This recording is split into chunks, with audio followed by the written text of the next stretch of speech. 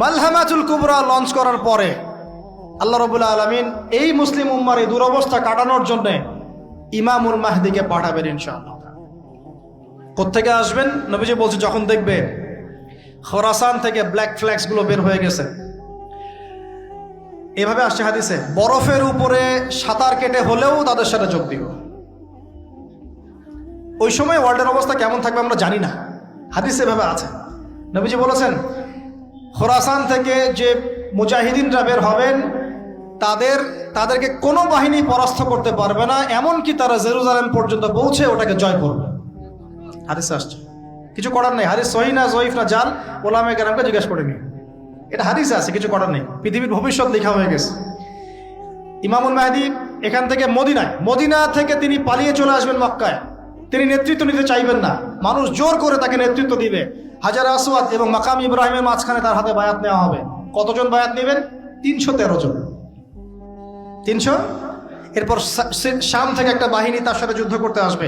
আল্লাহ পাক তাদেরকে মক্কা মদিনার মাঝখানে বাইদ নামক জায়গায় ধসিয়ে দিন, ধসে যাবে, সব আসতে পারবে না। তারপরে বনু কালব নামে একটা গোত্র থাকবে আরবে, ওই কালবের সাথে ইমাম মাহদী যুদ্ধ হবে, ইমাম মাহদী জয়লাভ করবেন ইনশাআল্লাহ। তারপরে তিনি সারা ওয়ার্ল্ডটাকে আবার রুল করা শুরু করবেন। হাদিসে আসছে তিনি গুনে গুনে গনিমতের মাল দিবেন না, মুষ্টি ভরে ভরে মুসলমানদেরকে দান করবেন ইনশাআল্লাহ। তারপরে বের হবে মাসিহুদ দাজ্জাল মানুষের রূপে, ওই যে 4টা জায়গার কথা বললাম, সে বের হবে ইত্যাদি ইত্যাদি। এবার সে মানুষের রূপ ধরে আমাদের সমাজে প্রবেশ করবে এবং তার অনুসারীদেরকে নিয়ে ম্যাসাকার করা শুরু করবে। কিন্তু মুসলিমদের মধ্যে একটা বাহিনী শেষ পর্যন্ত তার সাথে যুদ্ধ করতে থাকবে। হতে হতে হতে হতে যখন মুসলিমরা একটু কোণঠাসা, আল্লাহ পাক পাঠাবেন আসমান থেকে ওই মাসিহকে, যে মাসিহকে তারা চিনতে পারে না। আর ওরা যাকে মাসিহ মনে করছে, তাহলে এই মাসিহটা কে? এ মিথ্যা মাসিহুদ দাজ্জাল। কথা বুঝতে পারছেন? তাহলে সবচেয়ে বড় প্রতারণা শিকার কারা হচ্ছে? মাসিহুদ দাজ্জাল ওদেরকেই প্রতারণা করছে। বুঝতে পারেননি কথা? ওদের সাথেই সবচেয়ে বড় প্রতারণা হচ্ছে। ওরা মনে করছে এই সত্যিকারের মাসিহ, সে আসলে আমরা বিশ্ব রুল করব। সে সত্যিকারের মাসিহ নয়। ঈসা ইবনে মারিয়াম আসবেন কিভাবে সেটাও এসেছে। 2 জন ফেরেশতার কাঁধে ভর দিয়ে তিনি নামবেন শাম অর্থাৎ সিরিয়ার দামেস্ক শহরের মধ্যে। কোন শহর? দামেস্ক। এই জায়গাগুলো খুব বরকতময়। আল্লাহ নবী দোয়া করেছেন, আল্লাহ শামে বরকত দাও, আল্লাহ ইয়েমেনে বরকত দাও, আল্লাহ শামে বরকত দাও, আল্লাহ ইয়েমেনে বরকত দাও। আর মুসলমানরা বলছিল, আল্লাহ রসুল আমাদের নাজদেও বরকত দিতে বলেন, আমাদের নাজদেও বরকত দিতে বলেন। আল্লাহ নবী বলছেন যে নাজদে বরকত না, বরং ওখান থেকে ভূমিকম্প বের হবে, ওখান থেকে শয়তানের শিং বের হবে। চিন্তা করে, ওই যে বললাম নাজদিরা তুর্কিদের বিরুদ্ধে যুদ্ধ করেছিল, অটোম্যান এম্পায়ারের বিরুদ্ধে যুদ্ধ করেছে ব্রিটেনের সাথে হাত মিলিয়ে। ওরাই এখন সারা বিশ্বে, বাংলাদেশে এদের লেসপেন্সার আছে বহুত, বাংলাদেশে এদের বহুত লেসপেন্সার আছে। তারা বলে, ওই যে দেখবেন যে যখনই আমরা এগুলো নিয়ে আপনাদেরকে সচেতন করতে চাই, মানে এরা তো খারাজি হয়ে গেছে, উগ্র হয়ে গেছে, এই হয়ে গেছে, সেই হয়ে গেছে, এভাবে করে গভর্নমেন্ট প্রশাসন সবার কাছে আমাদেরকে বিতর্কিত করার চেষ্টা করে। অথচ আমরা কি কারো শত্রু? আমরা কি এই আলোচনাগুলো করে ওয়ার্ল্ডের প্রেক্ষাপট বদলাতে পারবো?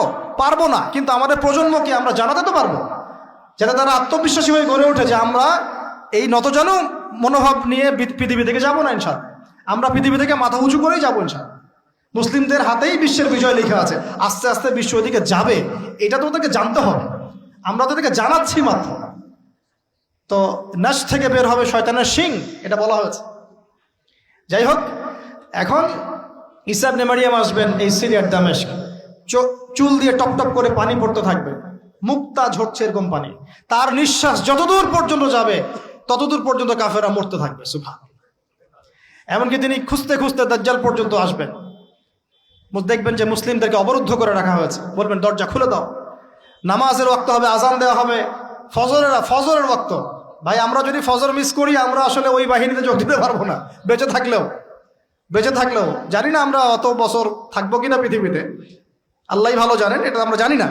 কিন্তু এই বিজয়ে সুবহে সাদিকের সময় লেখা আছে, আজান হয়ে যাবে, ইমামুল মাহদী তাকে বলবেন ইমামতি করুন আপনি। ঈসা ইবনে মারিয়াম বলবেন না, এই উম্মতের জন্য ইমামতির অধিকার দেয়া হয়েছে।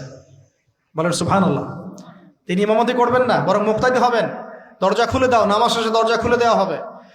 দাজ্জালকে খুঁজতে খুঁজতে খুঁজতে এই প্যালেস্টাইন, এই জেরুজালেমের বাবে লুদ নামক জায়গায় তিনি পৌঁছাবেন। সেখানে দেখবেন মাসিহুদ দাজ্জাল আছে। দাজ্জাল তাকে দেখার সাথে সাথেই লবণের মতো গলতে শুরু করবেন এবং সেখানে তিনি তাকে হত্যা করবেন। তারপরে সেখান থেকে তিনি ইসলামী খেলাফা রিস্টোর করবেন, উর্বর হবে মাটি, সবুজ শ্যামল, বৃষ্টিপাত বেশি হবে, এগুলো হতে থাকবে। এর মাঝখানে আবার ইয়াজুজ মাজুজ বের হবে। ইয়াজুজ মাজুজ বের হওয়ার পরে পৃথিবী ম্যাসাকার করবে। তারা এমনভাবে পৃথিবীতে ম্যাসাকার করবে যে ঈসা আলাইহিস সালাম এবং তার অনুসারীরা তুর পাহাড়ে গিয়ে লুকাবেন, আত্মগোপন করবেন এবং তাবারিয়া হ্রদের পানি তারা খেয়ে ফেলবে। পরের দল এসে বলবে কোনো এক সময় মনে হয় এখানে পানি ছিল, মানে পানি সব খেয়ে সাবার করে ফেলবে। আর বুঝতে পারছেন?